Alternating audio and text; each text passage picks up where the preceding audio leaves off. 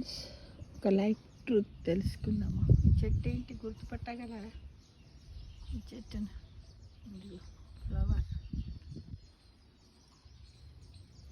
ఈ పువ్వులు yellow colour flowers ఉన్నాయి కదా ఫ్రెండ్స్. ఇవేంటి అసలు?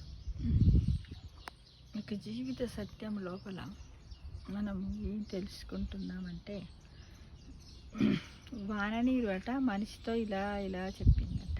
ఏమని? నేను గంగలో కలిస్తే పవిత్ర జలం అవుతాను, డ్రైనేజీలో కలిస్తే మురుగునీరు అవుతాను, భూమిలో ఇంకితే తాగునీరుగా తిరిగి వస్తాను. నీకు కూడా ఇదే వర్తిస్తుంది. నువ్వు కలుసున్న వ్యక్తులను బట్టే నువ్వు ఎలాంటి వాడివో నిర్ణయిస్తుంది ఈ సమాజము అని.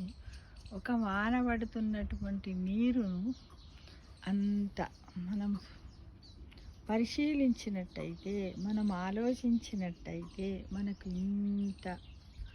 ఇన్ని జీవిత సత్యాలను మనకు తెలియజేస్తుంది ఫ్రెండ్స్. కాబట్టి పరిశీలన ముఖ్యమే. ప్రతి ఒక్కటి పరిశీలించాలి, ఆలోచించాలి. అంటే ఆలోచనకు మూలం పరిశీలన, పరిశీలనకు మూలం ఆలోచన.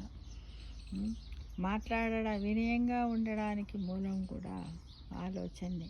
కాబట్టి ప్రతి ఒక్కరం కూడా చూడండి, ఒక చిన్న దాని నుంచి మనం ఎన్నో విషయాలు నేర్చుకోగలుగుతాం ఫ్రెండ్స్.